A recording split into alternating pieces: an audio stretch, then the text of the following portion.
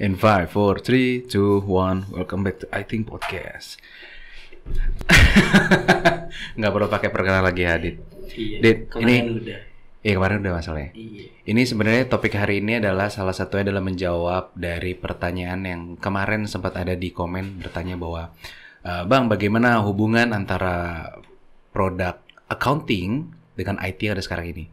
Nah, di situ gue akhirnya juga nge bahwa kayak karena gue sendiri kan secara accounting gue kuliah kan cuman basic lah, standar-standar, dan emang pas ditanya gitu gue mikir kayak oh iya juga ya. Nah, dari lu kan lu pengalaman emang di dunia accounting, emang lu besar di dunia accounting. Nah, pertanyaan Dari orok. jadi dari orok. Enggak lah. Nggak, tapi Terus, itu sih maksudnya pertanyaan. kayak pertama banyak sekali paling standar dulu yang orang sering lihat Instagram. Pelaku-pelaku UMKM amat sangat terbantu dengan aplikasi-aplikasi yang pencatatan sekarang sudah menggunakan aplikasi yang sangat mudah lah. Yang dulu orang pikir bahwa accounting itu susah dan harus ada orang lain, sekarang pakai aplikasi sudah gratis. Nah, dari lu sendiri itu sebenarnya mematikan atau malah menunjang di dunia accounting jadinya? Kalau dari gua ya, kalau misalnya accountingnya cuma pencatatan ya ya gua bakal ngerasanya ngeganggu gua banget. Karena biasanya jasa gua dipakai untuk nyatet, sekarang udah nggak dipakai. Tapi sebetulnya kalau dari accounting secara lebih besarnya lagi ya, gua ngerasa malah ngebantu. Jadi gue si akuntan, kita punya banyak lebih punya banyak waktu untuk lebih kreatif buat kerja. Karena kan lu tau lah, administratif lu input data, kita nggak ada kreatif di situ. Kita nggak mikir kita nggak mikirin, nggak nganalisa, kita nggak coba mengevaluasi sesuatu, ya nginput aja udah voice apa terus gue catat apa segala macem. Dan itu makan waktu. Dengan adanya aplikasi yang bisa otomatis nyatet sendiri, itu ngebantu banget sih. Tapi sebetulnya kan kayak UMKM, kenapa sekarang UMKM ada aplikasi kayak gitu? Karena kebanyakan UMKM jadi supply demand-nya kalau di UMKM antara akuntan sama UMKM itu nggak match. Iya. UMKM menganggap akuntan kemahalan dan akuntan juga belum bisa masuk karena emang ya harganya nggak pas sama UMKM. Bentar ya, mungkin segini. Mungkin Gue potong sedikit karena ini kan nyambung juga. Gue juga gue punya bisnis ada di makanan, terus teman-teman gue juga ada bisnis makanan juga kan ya. Sebenarnya yang tadi lu bilang juga sebenarnya jadi pertanyaan gue juga. Kadang-kadang kan dari pihak UMKM atau pelaku bisnis lah ya, suka memandang bahwa kita kalau bayar accountant atau pakai jasa accountant tuh mahal banget. Mahal kalau lu cuma nyatet doang. Nah, itu mahal. Pertanyaan gue adalah apa sih sebenarnya keuntungan dan manfaat pada saat kita punya bisnis nih mengenal accounting atau jasa accounting buat bisnis kita sebenarnya? Sebetulnya accounting itu kan secara singkat gimana ya? Accounting tuh produknya kan laporan keuangan. Ya. Lu kalau bisnis kan lu buat ngelihat bisnis lu bagus atau enggak cuman ngelihat dari lu buka cabangnya udah berapa. Lu juga harus lihat dong secara keuangan sehat apa enggak. Oke. Yaitu balik nanti kayak laporan keuangan, ada laporan-laporan yang secara umum tuh ada 3 lah, yang kayak neraca, laporan laba rugi, terus habis itu sama arus kas. Nah, nggak banyak orang tahu gimana cara nyusun laporan itu karena emang ada caranya sendiri gitu kan. Nah, aplikasi-aplikasi yang udah ada, mereka ngebantu karena kan semua bermuara dari lu nginput kan. Iya. Cara lu nginput bener atau enggaknya lu nginput sebuah transaksi itu akan nge-represent di laporan keuangan lu nanti. Semakin simple cara nginputnya, semakin orang awam pun bisa.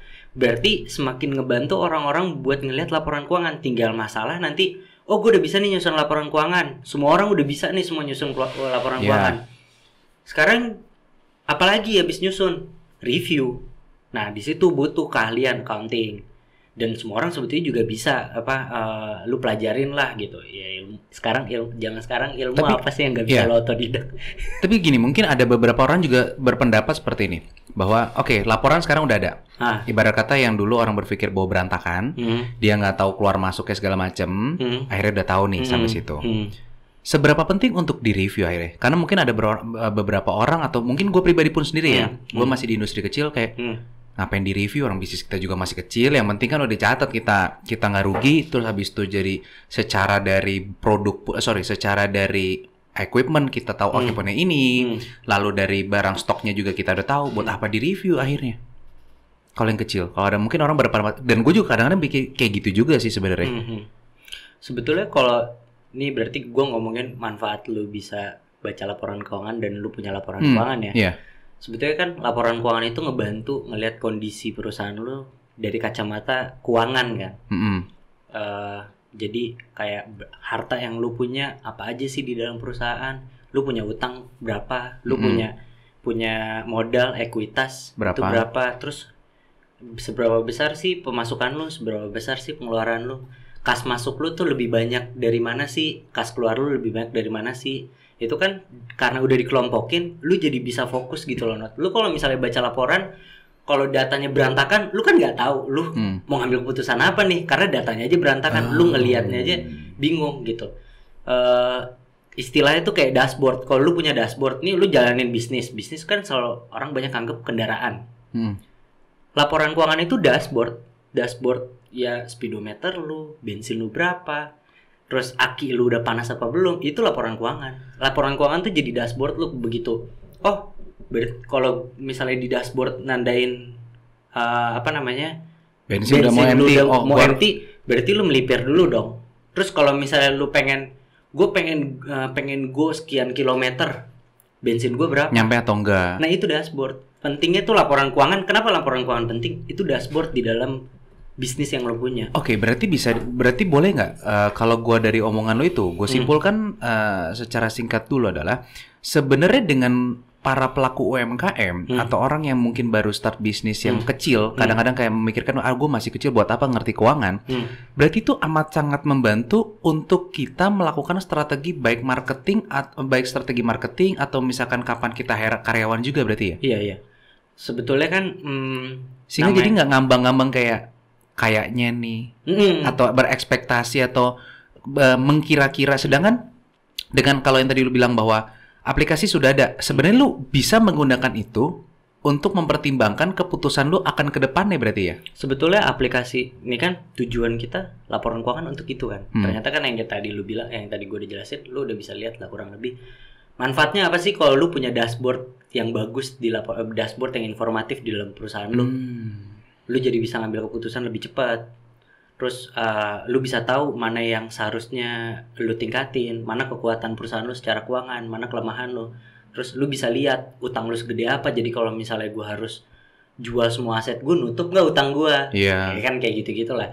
Nah setelah lu bisa lihat itu, tapi kan yang selalu, ya semua orang yang namanya usaha semua pasti bakal bilang, iya penting gue ngerti keuangan, iya penting tuh dashboard. Tapi yang jadi masalah, proses gue ngebikin tuh dashboard makan waktu.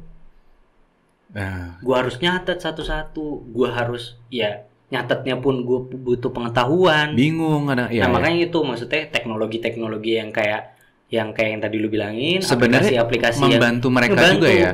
Dengan jadi akhirnya proses lu untuk membuat dashboard yang baik itu jadi semakin singkat. Akhirnya lu punya waktu untuk nge-review laporan keuangan lu, benar atau salahnya.